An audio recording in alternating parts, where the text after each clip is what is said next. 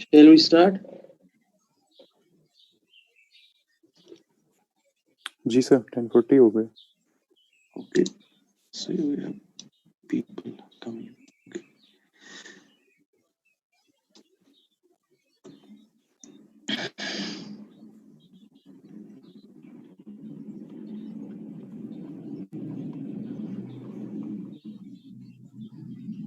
Okay. So we started in the previous class, that is the introduction class, as how we have computers, how do we need to interact with those computers, and what we need to learn a certain language by which same a human can understand that language and computers can understand that language as well. So इसलिए हमने देखा कि languages की classes होती है. So when it all started, so we had machine level languages जहाँ पे where you have everything written as binary form, and we discussed that it's not very effort. What we did is we shifted our focus to something called as annotated languages, or we call that as assembly level languages. So in assembly language हमारे पास क्या था, हमारे पास है mnemonics. So basic like हमारे पास कुछ ऐसे चीजें हैं जिसमें हम कुछ सिंबल्स लिखते हैं. हम लिखते हैं ऐड, सब्ट्रैक्ट, मल्टीप्लाई, जो बेसिक ऑपरेशंस हैं. मूव करने के लिए, डिलीट करने के लिए we write certain operations. But इसमें भी हमने देखा कि ये भी आगे चल के बहुत डिफिकल्ट हो जाता है in order to learn these things, these what is called as these symbols. So later what happened is people, scientists, they developed something called as high level language. इस high level language में क्या होता है, everything is written in natural language. So that is the biggest advantage of that. It's written in natural language. So now what happens? We always know that we already know that we have a computer here. So computer on one hand, it only understands binary form, or we can say that it only understands the machine form of language, machine language.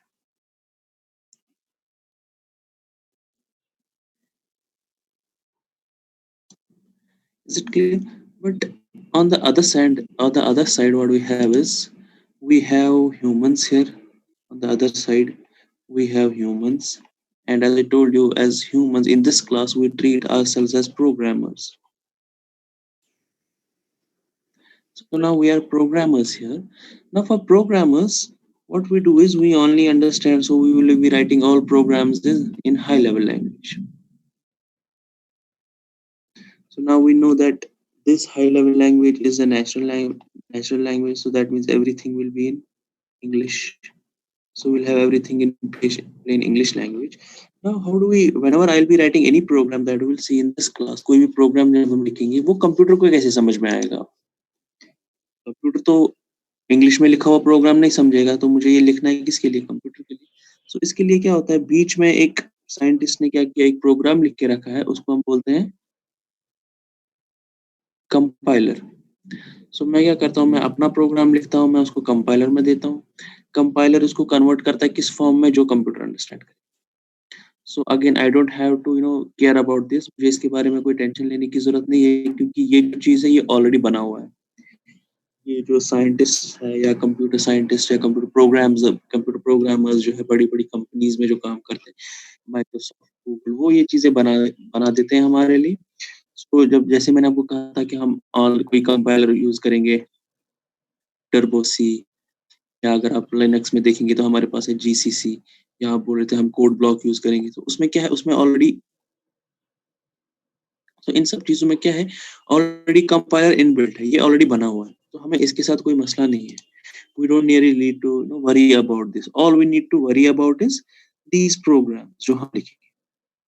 Fine. सो वो देखने के लिए हम आज देखेंगे कि उसका structure कैसा होता है, वो प्रोग्राम जो होता है वो हम लिख कैसे पाएंगे. Right. Now the thing that we already know now, अगर हमें कंप्यूटर के साथ इंटरेक्ट करना है तो we need to learn certain languages that computer learns. तो उसके बाद हमने देखा कि कंप्यूटर तो सिर्फ एक मशीन लेवल वाली लैंग्वेज समझता है in form of zeros and ones, that is the binary form of language. But as humans, in order to understand that binary form of language, it's very difficult for us. But what we did is, so slowly it changed from binary to assembly level language, from assembly level language to it changed now to high level language. Now we'll see how basically a program will look like? What is the basic structure of the program? All right. So since we are talking about C programming, so I'll first tell you what is the basic structure of the program. मैं आपको बताऊंगा कि हम structure basically कैसे होता है program का. उसके बाद हम आहिस्ता आहिस्ता करके चीजें डिस्कस करेंगे कौन चीज क्या है इस program. So I'll simply write a small program, basic program here. So फिर हम देखेंगे वो चीज क्या है. Just note that down.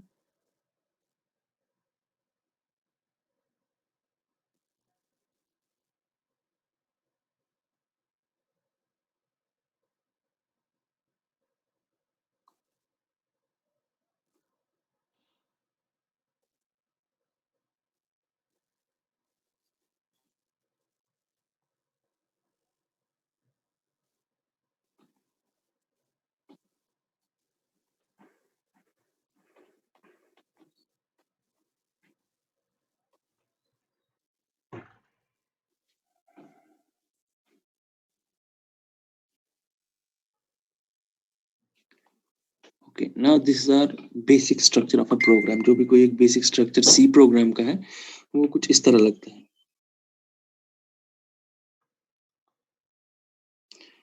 So now you can see here, we have this line here. ये जो line है, इसको हम बोलते हैं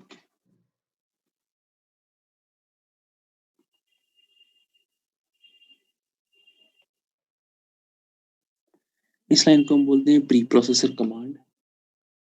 फाइन. So इसको बोलते हैं प्री प्रोसेसर कमांड. इस लाइन को हम बोलते हैं फंक्शन. फाइन.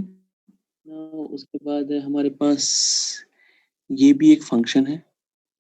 आप बस ये याद रखो, but we'll discuss all these things in greater detail just to सिर्फ आपके दिमाग में जहन में ये चीज रहे कि प्रोग्राम कैसे बनता है, उस चीज में क्या क्या होना चाहिए, बस उसके लिए मैं हम ये चीज डिस्कस करें. Otherwise will discuss everything in greater detail.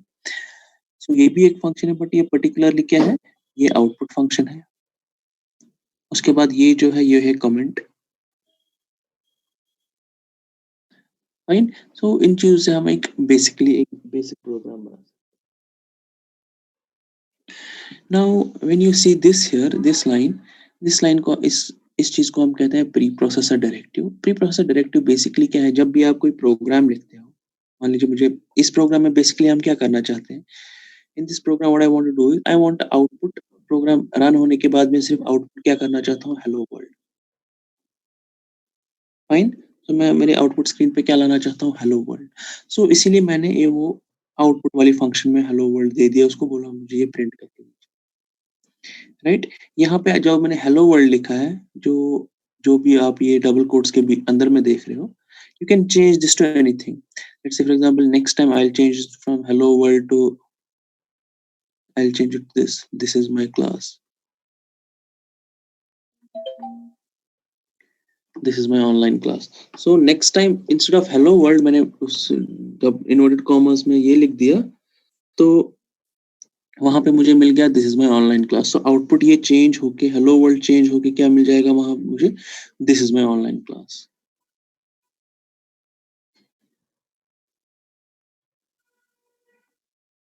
So basically क्या है हम यहाँ पे कर रहे हैं, हम एक जो कंप्यूटर कोड लिख रहे हैं, इसको प्रोग्राम कोड लिख रहे हैं, उसमें मैं चाहता हूँ कि कोई एक स्ट्रिंग जो है, कोई एक सेंटेंस जो मैं लिखूं वो आउटपुट आ जाए.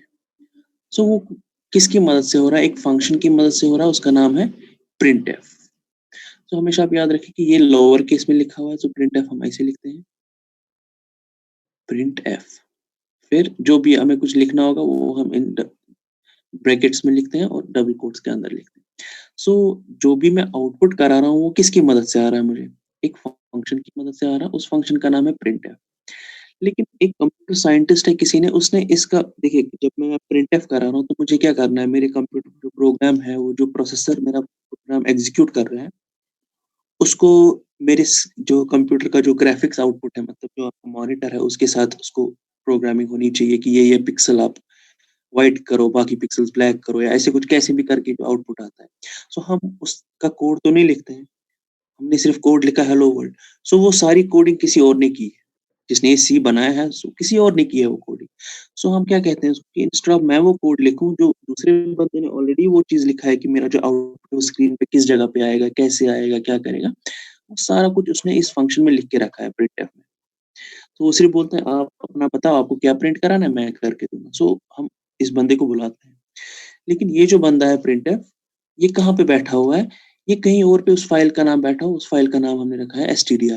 तो हम बोलते हैं प्रोग्राम जब स्टार्ट करो उससे पहले इस फाइल को बुलाओ, क्योंकि मुझे पता है इस फाइल में से मुझे एक चीज चाहिए, कि मुझे आउटपुट कराना है कुछ अपने स्क्रीन पे, मुझे कुछ चाहिए, वो कहाँ पे है? वो stdio फाइल में। सो मैं प्रोग्राम स्टार्ट करने से पहले आप बोलते हैं चलो भाई इसको इंक्लूड कर दो मेरे प्रोग्राम में। चाहे मेरा प्रोग्राम 2 ही लाइन हो, लेकिन इस बंदे जो दूसरे किसी बंदे ने प्रोग्राम लिखा इसको भी इंक्लूड कर दो। तो हम लिखते हैं #include उस फाइल का नाम। तो फाइल का नाम है स्टूडियो। स्टूडियो में से मुझे क्या चाहिए? मुझे प्रिंटफ चाहिए। मैं प्रिंटफ में सिर्फ अपना चीज देता हूँ कि मुझे हेलो वर्ल्ड आउटपुट करा के दे दो। वो सारा प्रोग्राम जो किसी और ने लिखा हम उसको यूज करके अपने आउटपुट स्क्रीन पे कोई चीज लाते हैं। सो इसीलिए हम ये ऊपर वाली लाइन लिखते हैं #include। इसलिए इसको कहते हैं प्री प्रोसेसिव डायरेक्टरी। मतलब आपने अभी प्रोग्राम लिखा, उस टाइम पे आप बोलते हो कि मेरे प्रोग्राम सिर्फ मेरा प्रोग्राम इतना ही छोटा नहीं है, आप stdio को भी लाइए वहां से।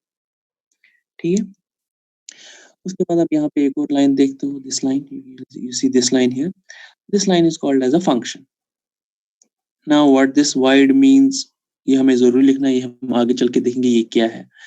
उसके बाद ये मेन क्या है, ये बस एक नाम है, ये भी हम देखेंगे। ये मेन ही क्यों रखा है मैंने यहाँ पे, क्योंकि एक ऐसा नाम है जो कि बहुत जरूरी है। आप सिर्फ फिलहाल याद रखिए कि मुझे वाइड मेन लिखना है, उसके बाद ये 2 ब्रैकेट्स डालने हैं। फाइन। तो फिलहाल के लिए सिर्फ आप याद रखिए कि ये जो आप लिखते हैं वाइड मेन, ये क्या है? एक फंक्शन का नाम है। We call this as a function. जहाँ पे भी आपको प्रोग्राम में कुछ ऐसे दिखे, जहाँ पे भी आपको ऐसा दिखे प्रोग्रामिंग में, तो हमें क्या समझना है कि ये जो उसके आगे जो भी चीज़ है वो फंक्शन है। जैसे मैंने यहाँ पे लिखा है ऐसे, तो उसके आगे मेन है, मतलब मेन एक फंक्शन है। ऑलराइट? उस फंक्शन के अंदर मैंने अपने प्रोग्राम का सारा कुछ। उसके बाद मतलब ये प्रिंटफ भी हो गया। उसके बाद नीचे जब हम आए, ये क्या है? This is my first program. ये कमेंट है। कमेंट मतलब कमेंट वो चीज़ है जो काम नहीं करता है। बस जब आप इस प्रोग्राम को देखोगे आपको लगेगा कि हाँ, मैं एक्चुअली इस प्रोग्राम में क्या कर रहा हूँ। मेरे को प्रोग्रामर को सिर्फ चीज़ें याद रखने के लिए ये चीज़ होती है। This is my first program. अब चूँकि ये बहुत ईज़ी प्रोग्राम है, तो इसमें कमेंट रखे या नहीं रखे एक ही बात है। Fine. So but this comment, ये कोई एक कमेंट जो है, ये चीज़ है, ये एग्ज़ीक्यूट नहीं होता, ये प्रोसेसर एग्ज़ीक्यूट नहीं करता। ये बस मुझे याद दिलाने के लिए कि इस लाइन में क्या हो रहा था। तो मैं यहाँ पे भी लिख सकता हूँ कमेंट। मान लीजिए मैंने पहली लाइन के आगे कमेंट लिख दिया ऐसे, फंक्शन। तो मतलब जब मैं लिखता हूँ ये स्लैश और स्टार, तो प्रोसेसर को लगता है कि इसके बाद जो स्लैश और स्टार के बीच में जो मैं लिखूंगा, 2 इनके बीच में, वो मुझे एग्जीक्यूट नहीं करना है। तो इसका मतलब प्रोग्राम के लिए इसका कुछ मतलब नहीं है। बट जब मैं इस प्रोग्राम को देखूंगा तो मुझे लगा अच्छा ये लाइन जो है ये फंक्शन होनी चाहिए। ये तो this is my first program, तो मतलब ये मेरी बैच का पहला प्रोग्राम है। जब मैं दूसरा लिखूंगा, I will say this is my second program. Fine. So you can write anything here. आप गाना लिखो, कुछ भी लिखो, अपना नाम लिखो, एड्रेस लिखो, anything. Fine. So this basically is a just a comment. In order to हमें याद रहे कि क्या है इधर, हम प्रोग्राम में क्या कर रहे हैं। It is just a comment. Fine. तो ये क्या है? ये बेसिक स्ट्रक्चर है हमारे प्रोग्राम का। मतलब ये हमारा जो प्रोग्राम है वो कुछ इस तरह से दिखता है। So I just try to rub this and write it again. Any questions in this? Yes.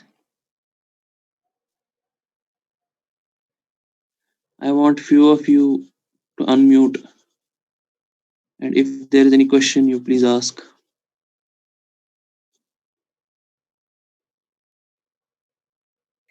Sir hashtag का मतलब क्या होता है इसमें? Hmm? हैशटैग का मतलब हैशटैग इंक्लूड। सोना में जैसे हम एक मिनट, हाँ, जैसे हम लिखते हैं, हमने ऐसे लिखा ना #include। तो मतलब है कि जो मेरा प्रोग्राम है, जो मैंने कुछ प्रोग्राम लिखा था ना वाइड मेन के बाद, ये जी बोलता है सर। कि मेरा प्रोग्राम इतना ही छोटा नहीं है, इसमें मैं कुछ और यूज कर रहा हूँ जो किसी और ने बनाया था। फाइन। मैं हमने इससे पहले क्या यहाँ पे यूज किया? हमने किया stdio DIF stdio.h यूज किया था। तो हम बोलते हैं कि जो मैं यहाँ पे printf लिख रहा हूँ, printf का कोड तो मैंने नहीं लिखा कि printf के अंदर क्या हो रहा है, क्योंकि प्रिंट जब मैं प्रिंट कराना चाहता हूँ तो मैं तो चाहता हूँ कि वो स्क्रीन पे आ जाए आउटपुट। तो स्क्रीन के साथ प्रोसेसर की इंटरेक्शन कैसी होगी वो तो मैंने कोडिंग में नहीं लिखा, जी राइट? सर। तो वो किसी और ने ऑलरेडी लिखा है और वो printf उसने किस में सेव करके रखा है, stdio.h में। मैं कह stdio रहा हूँ डायग्राम। मैं कह रहा हूँ कि उसको भी मेरे प्रोग्राम में आप इंक्लूड करो, ओके ठीक है? ठीक है ठीक है सर। तो इसको हम बोलते हैं preprocessor directive. Okay sir. We call this as preprocessor directive. आगे चल के हम देखेंगे, मान लीजिए आप कोई बड़ा सा प्रोग्राम, क्योंकि प्रोग्राम्स तो इतने छोटे नहीं होते हैं, ये बस डेमोन्स्ट्रेशन के लिए हम छोटे-छोटे प्रोग्राम। आगे चल के हमें पता चला कि मान लीजिए हमको बड़ा कोई प्रोग्राम लिखना है, उसमें मैं आपको बोलता हूँ, ज़रा मुझे ये निकाल के दे दो अपने प्रोग्राम से, अंडर रूट ऑफ 25, ठीक है? आप कैसे करोगे? तो जब हम आगे चल के देखते हैं तो हमने देखा कि जो कोई बंदा है जो जब वो सी प्रोग्रामिंग बना रहे थे तो उसने क्या किया, एक फंक्शन बनाई, उसका नाम उसने रखा है एसक्यूआरटी, स्क्वायर रूट। तो वो बोलता है आप कोई भी नंबर दे दो, इन ब्रैकेट्स के बीच में कोई नंबर रखो, मैं आपको स्क्वायर रूट निकाल के दूँगा। तो जब आप या मैं प्रोग्राम लिखेंगे, हम तो सिर्फ इतना लिखेंगे ना? यस और no? We will be simply writing SQRT. लेकिन ये एसक्यूआरटी कैसे निकालता है स्क्वायर रूट? वो उसने दूसरे प्रोग्राम में लिखा है। वो सर प्रोग्राम इसका उसने सेव मतलब कहाँ जो पे हम रखा ये एग्जीक्यूट करते हैं ना फंक्शन सर, चाहे वो है? यस। एसक्यूआरटी हो चाहे वो प्रिंट एफ हो, हाँ। तो फंक्शन तो यही है ना सर। फिर वॉइड मेन क्या है? वो भी आपने बोला ब वो फंक्शन। 2 तरह के फंक्शन, जब हम फंक्शंस में पहुँचेंगे, हम्म तब आप पढ़ोगे कि फंक्शन 2 तरह के होते हैं। एक होते हैं कि जो मैं खुद से बनाना चाहता हूँ, यूज़र डिफाइंड। हम्म कुछ जहाँ पाने बना उनका फंक्शन, मेरी मर्ज़ी से, मेरे लॉजिक के हिसाब से। एक होता है ना सर जो हम एक्सेल वर्कशीट्स में सपोज यूज करते हैं फंक्शंस, वो एक्सेल में सपोज। कुछ ऐसा और है हाँ बनाई, वो होती है हाँ। प्री डिफाइंड, हम्म जैसे जैसे यहाँ एसक्यूआरटी। पे है प्रिंट एफ है एसक्यूआरटी है। जैसे प्रिंटफ है, एसक्यूआरटी, ये प्री डिफाइंड है। फिर ये वॉइड मेन ऐसी क्या है? फंक्शन है जो आप यूज़ कर सकते हो, जो आप किसी ने बंदे ने लिखी है और आप उसको यूज़ कर सकते हो। ठीक। दूसरी फंक्शन है कि नहीं, आप सोचते हो कि बुकआउट नहीं है, बट स्क्वायर रूट के मैंने कोई नया मेथड निकाला है, तो मैं खुद से कोड करूँगा उस चीज़ ओके को। आपको फाइन। आ रहा है समझ? हाँ सो जैसे अगर आप एसक्यूआरटी लिखोगे तो आपको हैश इंक्लूड एसटीडीआई के बाद दूसरी लाइन लिखनी पड़ेगी, hash include math dot H, क्योंकि ये जो एसक्यूआरटी आप चाहते हो ना ये भी प्रोग्राम एग्जीक्यूट हो। ये मैथमेटिकल ये फंक्शन है वाला हाँ। प्रोग्राम है, उसने इसका नाम रखा है किस मैथ डॉट एच। तो मैथ मुझे यहाँ डॉट पे एच। दूसरी लाइन लिखनी पड़ेगी, hash include math dot H. मान लीजिए मैं ये लाइन नहीं लिखूंगा और अपने प्रोग्राम में मैं कहीं पे ऐसे लिख रहा हूँ, तो ये मुझे एग्जीक्यूट बताएगा नहीं होगा। तो मुझे कंपाइलर मेरा बताएगा कि नहीं, यहाँ पे तो आप कुछ प्रॉब्लम कर रहे हो, मुझे तो ये हम्म नहीं पता है कि ये क्या है। फिर मुझे लगेगा कि नहीं, ये तो मेरे को भूल गया, अब जब आप ये लाइन लिखोगे वो प्रॉब्लम खत्म हो जाएगी। तो इसके लिए ठीक। हम ये वाली लाइंस लिखते हैं, नहीं मेरा सवाल राइट? था सर वाइड मेन क्यों लिखते हैं? वाइड मेन आपको पता चलेगा फंक्शंस में, जब हम फंक्शंस पढ़ेंगे, because I don't want to jump the gun, it's just a second class. हाँ fine sir. So whenever we'll study functions, you will get to know why we write this. But okay sir फिलहाल के लिए आप सिर्फ याद रखो, ये mandatory है। ठीक। कोई भी सी प्रोग्राम जो होगा उसमें आपको ये मेन जरूरी मिलेगा, इसके बगैर कोई भी सी प्रोग्राम नहीं, ठीक सर। चाहे हैश इंक्लूड हो या ना हो, मेन तो हम्म, होना होगा ही चाहिए। होगा। तो अगर आपको कल को कोई सवाल पूछेगा, बोलेगा कि आपके पास सी प्रोग्राम है, उसमें कम से कम कौन सी फंक्शन होगी, कम से कम सी प्रोग्राम है, कोई भी सी प्रोग्राम है, अगर उसमें कम से कम आपको बतानी है कोई फंक्शन होगी, तो आपका जवाब हमेशा क्या होना चाहिए? मेन। मेन। कम से कम सी प्रोग्राम में एट लीस्ट मेन फंक्शन होगी, उसके अलावा और भी हो सकती है। You get my point? There yes can sir. Be more functions, but at least there has to be main should be main present. Function. हाँ, इसके बगैर सी प्रोग्राम नहीं होता है। आपको समझ में आ रहा है? जी सर। और हम देखेंगे ना आगे, we are just introducing ourselves to C programming. हम आगे देखेंगे फंक्शंस, हम 10 20 1000 100 इतने नंबर ऑफ फंक्शंस लिख सकते हैं एक ही प्रोग्राम में। लेकिन हमेशा हम शुरू कहाँ से करते हैं? Main function. मेन ये ऐसा फंक्शन से। जरूरी नहीं है कि मैं टॉप में मेन फंक्शन लिखूंगा। मान लीजिए मैंने प्रोग्राम यहाँ से स्टार्ट किया, मैं मेन फंक्शन यहाँ पे भी लिख सकता हूँ, बट जब भी प्रोसेसर के पास जाएगा, प्रोसेसर सबसे पहले किसको देखता है? main function which are backend. So at least in my C program there has to be one function and that function is called as main. ठीक है, main के बगैर नहीं होता वो. And I believe या तो आप लोग टर्बो सी या कोड ब्लॉक या जो ऑनलाइन कंपाइलर जो मैंने आपको दिखाया था कल लास्ट क्लास में, या तो वो यूज करते हो, आप जाके ये प्रोग्राम उसमें एग्जीक्यूट करो जो हमने अभी लिखा है, हैश इंक्लूड वाइड मेन. मुझे लगता है लास्ट टाइम तो हमने किया था ना ये, we executed this. No sir. So 100% yes, we executed this last time. नहीं सर, हमने अभी उस पे कुछ काम नहीं किया. हाँ तो you couldn't execute, but I showed you how to execute this. That was just sir ये सब हाँ yeah, लोग has already written. It was already written. जब आप ऑनलाइन कंपाइलर खोलते हो वहाँ पे ऑलरेडी रिटर्न होता है, तो सिर्फ मैंने ये चेंज किया था माय प्रोग्राम या कुछ फर्स्ट क्लास ऐसे कुछ. I'll do that again right now, no issues. Fine. So आपका जो प्रोग्राम है वो कुछ इस तरह से दिखेगा. So basic structure प्रोग्राम का यही है. Now the point is what happens after that. So अभी तक हमने क्या किया, हमने प्रोग्राम बनाया,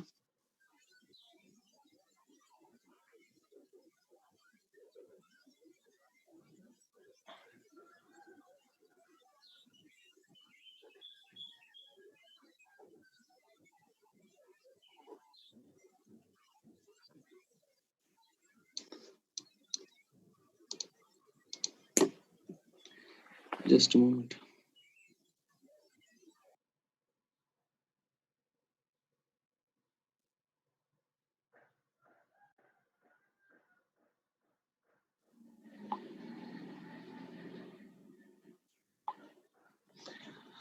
So अभी तक हमने क्या किया, हमने देखा एक प्रोग्राम बनाया, लेकिन वो प्रोग्राम अभी जो हमारे मशीन है, जो हमारा कंप्यूटर है, उसको नहीं मिला है. सो आई विल से कंप्यूटर मेरा यहाँ जिसे मैं चाहता हूँ कि वो एग्जीक्यूट हो, तो उसको वो कंप्यूटर को अभी वो चीज़ नहीं मिली. तो मैं क्या करता हूँ, इस प्रोग्राम को मुझे पहले नॉर्मली जब भी हम कोई चीज़ लिखते हैं उसको मुझे सेव करना पड़ता है. तो मैं जो उसको सेव करूँगा वो कोई भी नाम दूंगा. So I will say any name, जो भी आप चाहते हो, डॉट सी रिप्रेजेंट करता है कि सी प्रोग्रामिंग फाइल. जैसे आप देखते हो कि डॉट टीएक्सटी क्या रिप्रेजेंट करता है, नोटपैड का है. जब कोई भी text file. Similarly, I'll see I have .doc or .docx, it represents word उसके बाद हमारे पास है ppt या .pptx, तो ये PowerPoint presentation है. इसी तरह हमारे पास .pdf है. बहुत सारे, इनको हम कहते हैं एक्सटेंशंस. सो ये एक्सटेंशन जो है ये रिप्रेजेंट करता है कि हमारे पास किस तरह की फाइल है. तो इससे आगे क्या होता है, कहते ना ना संशय तो पानी हिसाब ना आप नोटपैड में कुछ लिखो तो पता था ना आपको सेव के टाइम पे आप नाम रखते हो ना खुद ही. सो आप कुछ भी रखो abc.txt, abc.doc, abc.ppt.pdf. सो ये बताता है आपकी किस तरह की फाइल है. इसी तरह जब आप सी प्रोग्राम लिखोगे, आप कोई भी कंपाइलर यूज कर रहे हो उस पे सी प्रोग्राम लिखोगे, तो लिखने के बाद आपको सेव करना है उसको. वो आपसे नाम पूछेगा, आप कोई भी नाम रखो. I'll suggest always use a meaningful name instead of writing ABC name. आप कोई meaningful नाम रखो, अच्छा सा नाम रखो. फर्स्ट प्रोग्राम, सेकंड प्रोग्राम, मगर एंड स्केच में था डॉट सी. तो ये जो डॉट सी है इसमें बना इसे सी फाइल. राइट, ठीक है. हमारे पास अब बन गया है प्रोग्राम. हमने उसका नाम रखा, मान लीजिए जो पहला प्रोग्राम मैंने रखा था मेथड तक नाम hello.c.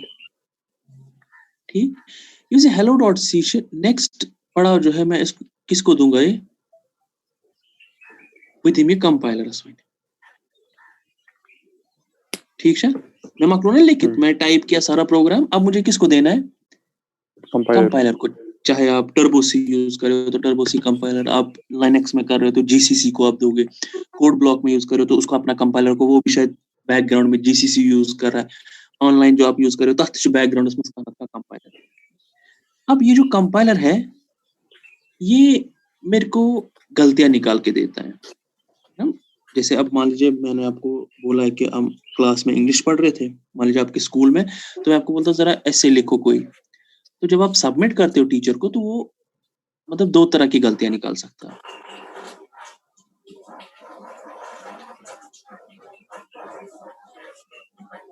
ठीक है, जो आपके प्रोग्राम में दो तरह की गलतियां हो सकती है. पहली वाली गलती जो है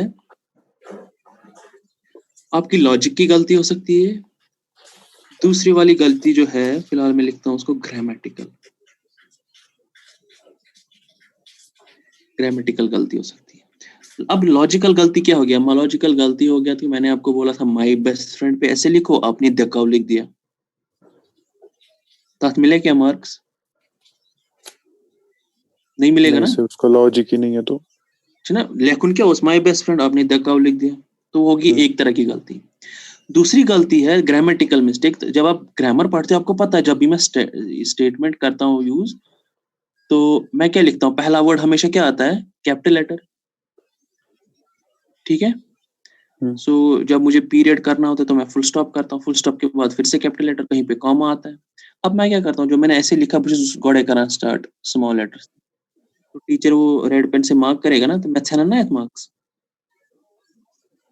चाहे मैंने माय बेस्ट फ्रेंड पे ही लिखा, but what did I do, I started my जो ऐसे with a small lower case, ठीक है। तो अब ये दोनों तरह की गलती की ना मैंने। एक तो मैंने आखिर में ऐसे ही गलत, उस बाय माय बेस्ट फ्रेंड लिखूं, हमने द कव लिख दिया, तो वो एक तरह की गलती होगी।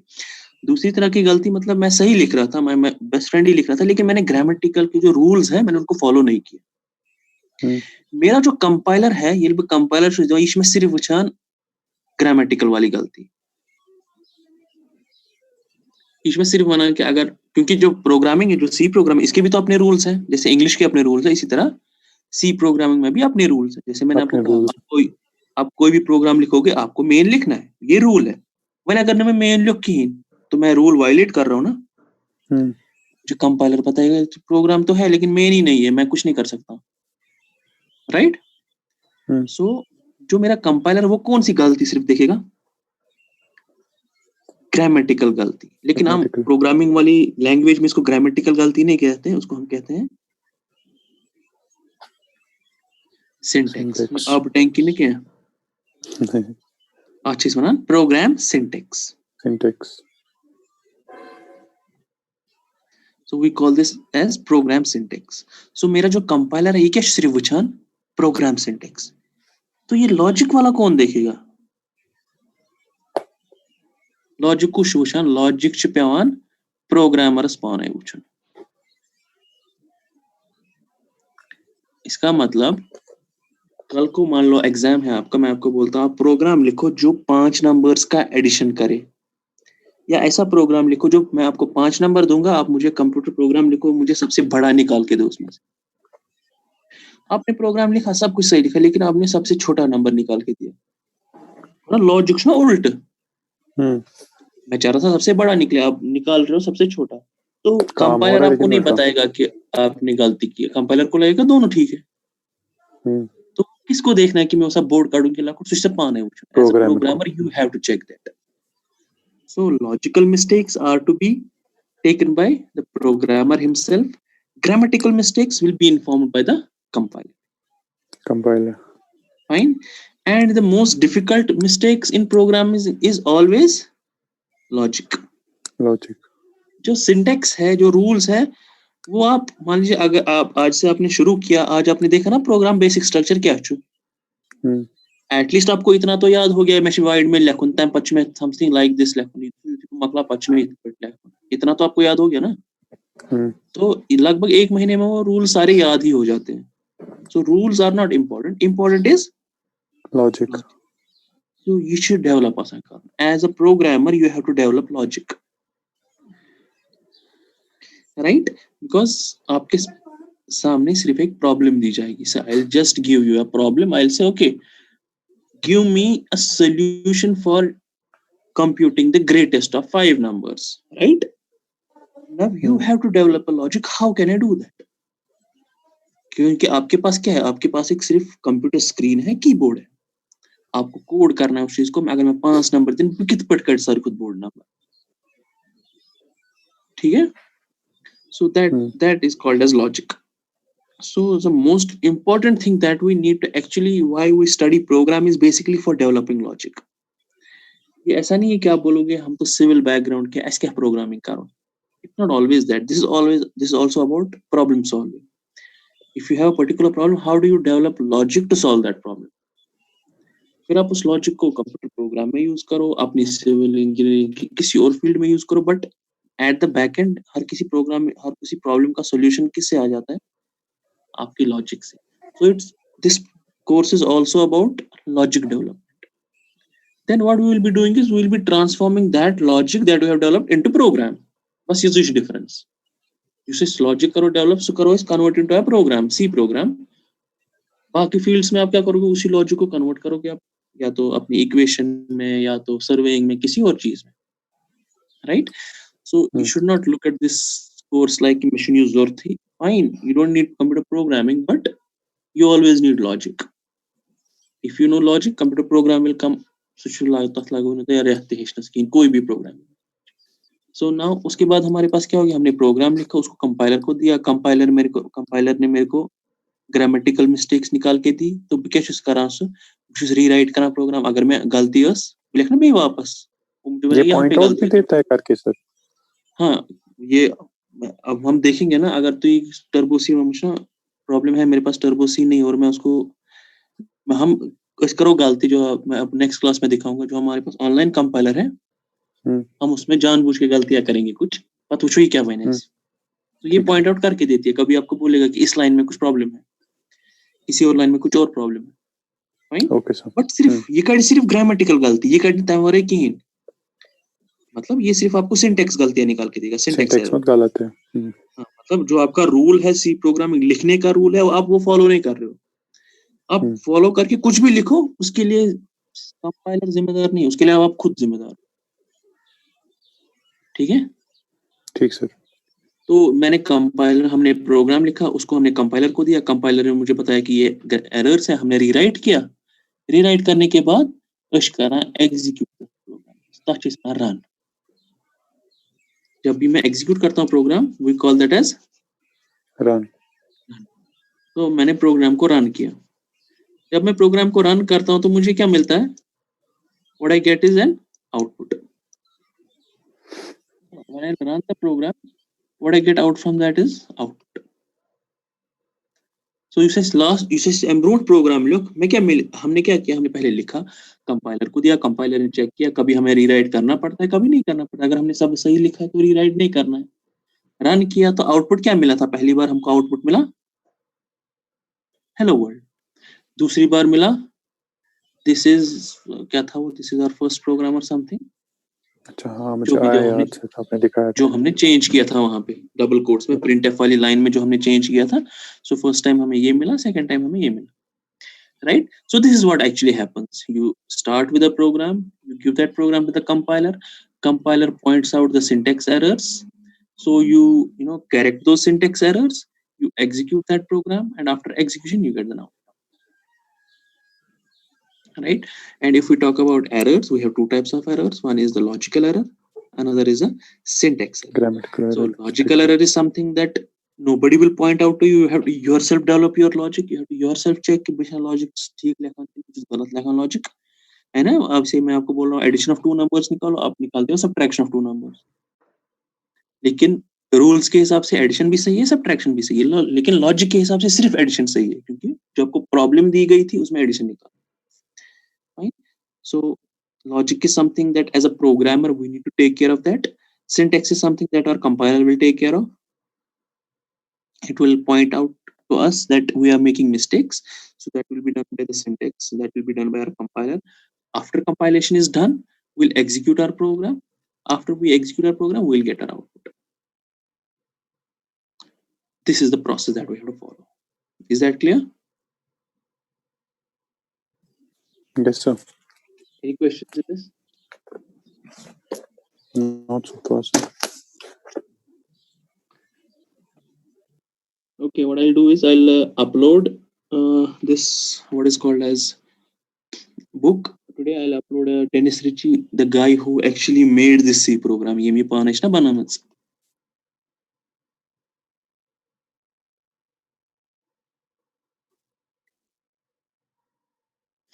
जिसने ये C programming बनाई है, Dennis Ritchie. The book written by him. I'll try to upload that book on this, what is called as, आपको वो मेल मिल जाएगा जिसने पियाजा पे ज्वाइन किया है क्लास, उसको मेल आ जाएगा वो. अगर मेल भी नहीं आया, still you, I guess mail will be there, but you just check it out on the Piazza page. I'll just upload that book on piazza, उस पे आप देखो जो भी हम पढ़ेंगे वहाँ पे सुविधा पढ़ेंगे थोड़ा फर्दर रीडिंग के लिए। Otherwise if will make notes of this also that is also good, but still further reading के लिए आप वो चीज देख सकते हो। और आप प्लीज आज वो देख के रखो कंपाइलर थी होती रेडी, बिकॉज हम पहले से स्टार्ट करेंगे थोड़ा ना छोटे छोटे प्रोग्राम्स लिखना, क्योंकि अब आपने देखा कि क्या बेसिकली आसान स्ट्रक्चर क्या है इस चीज का, तो आप वो देख के रखना, या तो ऑनलाइन कंपाइलर या टर्बोस या कोड ब्लॉक, कोई भी चीज आप अपने पास रेडी रखना वो चीज। ठीक है, ठीक है सर। सर ये प्रोग्राम मैं करना था आज, तो अभी किया। इस करो ये इन द नेक्स्ट क्लास। आप फिलहाल ट्राई करना ही, अगर कहीं एरर ही ना, पहले आप हम्म, ट्राई करो, जब प्रॉब्लम होगी तेली ही पतमा से सॉल्व करना, ऐसे तो ठीक नहीं आएगी ना प्रॉब्लम, आपको फिर याद हाँ रहेगा यश कारण। ठीक आप पहले ट्राई ठीक करो, उस पे प्रॉब्लम हाँ आएगी